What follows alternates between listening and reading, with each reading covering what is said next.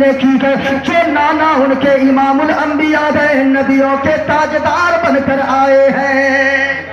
اور دوسروں نے جب ان کے نانا کی زندگی کو پڑھا تو کہا لوگوں حسنین کے نانا کی زندگی تو میں نے بڑی پڑھی, لیکن کچھ باتیں میں نے ایسی پڑھی کہ ان کے علاوہ دوسروں میں وہ باتیں ہمیں نظر نہیں آئی. کہا کہ بہت ساری باتیں پڑھی, پہلی خوبی جو میں نے ان کے نانا کے بارے میں پڑھی, گریہ نیل گندھا جب وہ پیدا ہوئے, یعنی حسنین کریمین کے نانا جناب محمد رسول اللہ جب دنیا میں تشریف لائے, گریہ نیل گندھا ان کے جسم مبارک سے, جسم اطہر سے اتنی خوشبو نکلتی تھی, اتنی خوشبو نکلتی تھی, جس راستے سے گزر جاتے تھے وہ سارا راستہ خوشبودار ہو جاتا تھا. اللہ سنیے کیا کہا, گریہ نیل گندھا, یہ دوسروں نے کہا گریہ نیل گندھا, اتنی خوشبو نکلتی تھی پسینہ مبارک سے. صحابہ فرماتے ہیں جب حضور کہیں تشریف لے جاتے اور پتہ معلوم کرنا ہوتا, ہم لوگ کسی سے حضور کا پتہ نہیں پوچھتے بلکہ راستے سے چلتے رہتے, راستے کی خوشبو بتا دیتی تھی اس راستے سے کسی دنیا دار کا نہیں بلکہ آمنہ کے لال کا گزر ہو گیا ہے.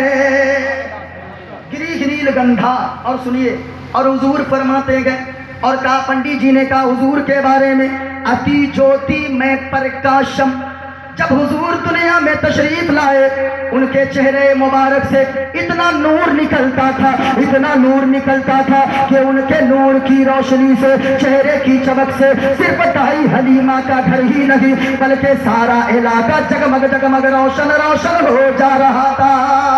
سبحان اللہ سبحان اللہ. میں خوبصورت ہوں کہ نہیں؟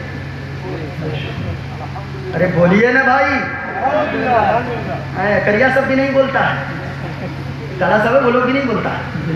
ارے آپ بھی خوبصورت ہیں, کالا ہونا جھوٹ میں تھوڑی ہے, کالا ہونا وہ بھی خوبصورت ہے لیکن سیرت اچھی ہونی چاہیے. اچھا یہ مولانا صاحب کیا نام ہے حضرت؟ نیام القادری صاحب, عبد القادر صاحب, یہ خوبصورت ہے کہ نہیں؟